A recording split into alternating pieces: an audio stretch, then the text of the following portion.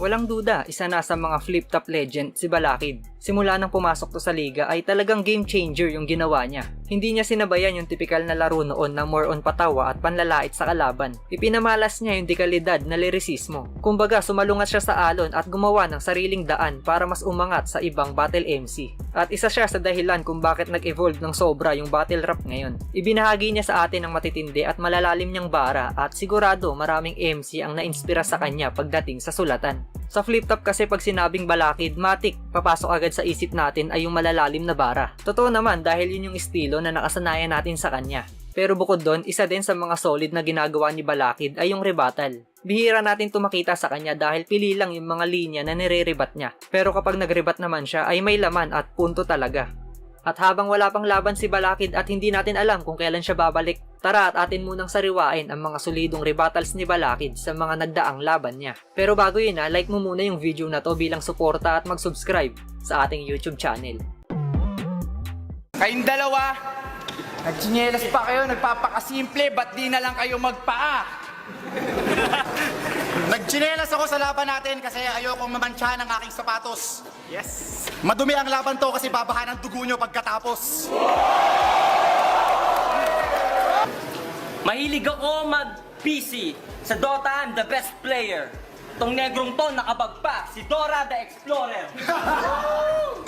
Oo nga, nakabag ako, walang pakialamanan. Maya dito ko isisilid yung utak mong walang laman. Kaya basta gapo, banok! Noon di makaraos o basta gapo, banok! Kung saan nagsimula, doon din matatapos to, di nyo tanggap! Ako'y mahangin, saksak mo sa dibdib mo! Tong bagong disenyo ng lanseta, tatak nyo sa isip ko! Hoy bata, kasasabi mo lang mahangin ka.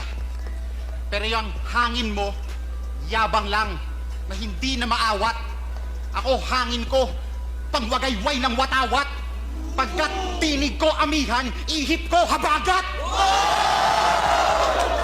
Sabi mo, nilait mo. Ang sa amin ay kano. Eh bakit sa inyo? Negrito? Nagsalamin ka pa. Sakto bagay sa'yo. Pwede kang ipalit sa bubble gang. Ay palit ka kay Diego. Nagsuot ako ng salamin para makita kita ng malinaw. Kaso tinanggal ko yung lens kasi yung talento mo hindi nakakasilaw. Tapos tinawag mo ako ni Grita, wala akong pakialam. Pangalan mo to kasi sa labang to ako ang number 1. Kapag nagrebat si Balakid, hindi lang niya basta binabalik yung bara dahil bukod sa tinatama niya yung sinasabi ng kalaban, ay para rin niya tong pinapangaralan. Kumbaga, hindi lang to basta pilosopong sagot dahil ginagamitan din niya to ng talino. Speaking of kanta, Balakid, matanong kita, may nagawa ka na ba kahit isa? Ni isang solong kanta mo, wala pa ako naririnig mula sa'yo. Kaya yung pagiging MC, hindi pwedeng idikit yun sa pangalan mo. Unang round mo pa lang, alam ko ng akin ang panalo. Ba't tinahanapan mo ako ng kanta? Nasa songwriting contest ba tayo? Bakit? Nagbunga ba yung pagpoprotesta niyo sa labas ng Senado? Tumaas ba ang sweldo ng mga empleyado? Bumaba ba ang tuition ng paaralan nyo? Hindi, di ba? Kaya yung mga pinaglalaban nyo, walang kwenta. Kung may galit kayo sa politiko, harapin mo sila. Lahat ng lait niya sa aktivismo, gasgas ng banggitin. Nakakatawang may Jin sa originality, pero walang originality si Jin. Pwede namang mag-ulit ng angulo. Basta yung bars, hindi basic. Yung sa'yo kasi sobrang predictable. Ano bang apelido mo, Jin? Nerik? Puro kayo prinsipyo. Bakit? Makakain ba ng sikmura mo yung prinsipyo mo? Ako kumakalam na sikmura ako. Kaya nandito ako. Ikaw, kumakalam na ba sikmura mo? Kaya nandito ka, iniwan ng kalsada para sa 100,000 piso? Tapos, yung prinsipyo, hindi daw makakain. Literally, of course. Eh, bobo ka pala eh. Yung prinsipyo nakakain kapag food for thought. Oo, palakol! Kasi empleyado na ako dati, UP graduate ka na nun! Na-promote na lang ako, jobless ka pa rin hanggang ngayon?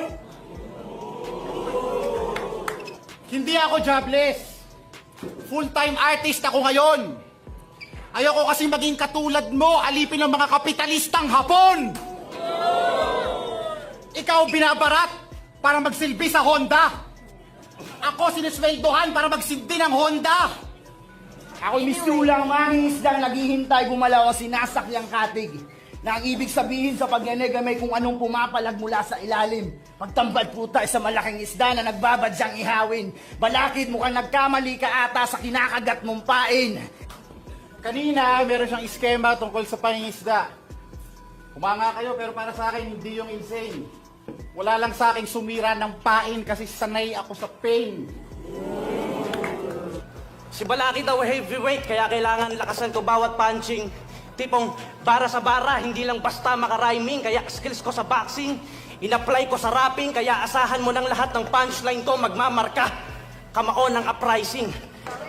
Sa aming dalawa, siya pa raw ang logo ng uprising. Nako, naloko na. Kasi ako, hindi lang logo ng uprising, may hawak na bolo pa.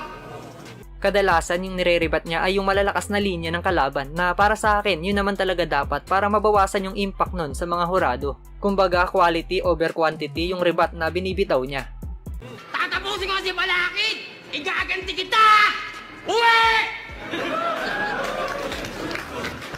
Yo, boss, ang panat, Balaki, pakinggan o. Sa buhay tournament. Di porket magkabats tayo, close tayo dito. At wag mo akong pauuwiin. At home ako dito. Ano nga naman daw palaman ng Lasenggo? Katulad niyang edukado. Tarantado yung butas mong salamin ng patunay na hindi lang dapat nakatingin sa grado. Butas na yung salamin ko. Pinatunayan mong tanga ka. Yung Daft Punk may helmet. Si MF Doom may maskara. Wala ka nang pakialam sa accessory kapag henyo ang nagdala. Alam kong hindi ka kasama sa malaking porsyento ng liga na galing sa hirap. Kami yung mga nagsimula nung panahon kapag sinabing rapper ay gift rap. Tapos bigla kang papapel na ikaw ang kinabukasan ng hip-hop. Eh nakiuso ka lang naman dito nung nakita mong may kinabukasan ng flip-top. Yeah! Unang taon pa lang ng flip-top, sumali na ako. At yung performance ko, mabigat na. Ikaw kailan ka lang sumali, kaya ikaw yung tunay na sumali nung sikat na. Dito sa baluarte ko, ibabaong kita ng dahan-dahan. Pero bago yan, pakilala kita sa anak ko para may bago siyang praktisan. Halata naman yung mga sinabi mo, pinag-aralan at matagal mo kung pinaghandaan. Eh ano kung nagsulat? Ito ay modern fight. Hindi ka nagsulat kasi ikaw ay no read, no write. Isa pang mapapansin kapag nagbabalik ng linya si Balakid ay kung paano niya to dinadissect. Kaya kahit bihira siya magrebat sa battle, oras naman na magbalik na to ng linya ay tumatatak at pumupuntos talaga. Hindi man niya binabalik ng insultong salita, winawasak naman niya yung kalaban gamit yung lalim ng letra. Ikaw yung tipong rapper na good news kapag nanalo. Pero dahil underdog, may excuse kapag nanalo. Oo, underdog ka nga. Mamaya sa ilalim ka ng aso matutulog. Pasalamat ka, pinatulang kita para lalo kang mahubog. Oo na, dehado ako. Kasi yung experience mo, labis. Ako underdog, ikaw ang vet, pero wala kang gamot sa aking rabies. Kaya itapon mo na lahat ng gamit mo. Pencil, paper, and book. Kaya ka lang naman tinuturing na teacher kasi madalas kang mag-choke. Madalas daw akong mag-joke. Oo, pero pag nag-chochok lang ako, hindi nagkakatagumpay. Ang ichochok ko ngayon, outline ng iyong bangkay. Dahil alam mo nung inakaya kang maging partner sa 2x2 pero tumanggi ka? Todo dahilan ka pa? Oo! Inaya ko siya maging partner sa 2x2 last year pero nireject daw pati si Kahir kasi si Allen gusto niyang kumapit sa malakas. Sabi niya, busy siya pero may niligawan pala siyang ibang kakampi. Anong nangyari? Ayun, binasted siya ni Batas. Dudukutin yung utak mo at papasuri ko sa mga taong to para malaman nila kunyari ka lang mabait at meron ka ding hidden agenda. Yung ugali mo madali lang mabasa kasi nga sobrang transparent ka. Parang hologram ni Tupac sa Coachella. Binasted daw ako para sa 2x2. Ang anggulong yon, pangit. Ako ang tumangging kumampi kay nothing else, kay Batas at kay Target. At sinasabi mo transparent, pati yon, pangit yon. Yung hologram ni Tupac, translucent yon. Ano, kid? Kaya pa? Baka napasubo ka lang. Then, chinecheck ko baka sa battle, mag-choke na naman. Sa flip top, ikaw ang pinaka nakakahiyang nilalang. Nung laban mo kay Looney yung third round mo, 2 rhymes lang. Tapos, yun na namang Choco kay Looney ang binabanggit. Paulit-ulit ang sound mo. Mas pinag-usapan at masikat pa yung pag-choco kaysa sa best rounds mo. Kaya lunod ka! Kahit mag-surf sa malatay dalwave kong bars, wala ka ng pride na maihaharap pagkatapos kitang i-discharge. Ngayong gabi, sasabunin kita with matching action. Mararamdaman mo kabaliktaran ng joy kasi tatanggalan kita ng karapatang mag-champion. Ito na ang pinakamalupit sa lahat. Balakid, hindi ka isang alamat. Sa lahat ng pumupuna sa references ko, wag na kayong magpaka-detective. Dahil hindi ako nandito para mambaboy, nandito ako para sa mga bars na educative. Puro simpleng wordplay lang. Pero dahil simple, sensational. Yung bara niya daw, educative, baka educational. Tapos, puro tatak pa ng sabon. Isa na namang, basic na naman. Mabuti pa si Spade, yung sabon may laman.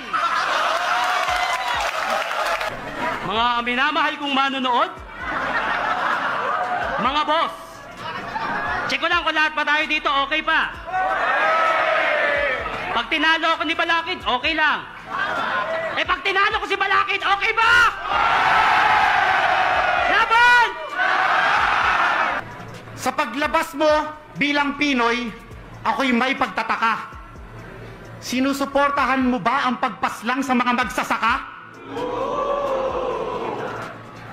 Lakas-lakas pang sumigaw. Akala mo, nager. Kaya ka pa may stocking sa ulo kasi si Pinoy, hold-upper.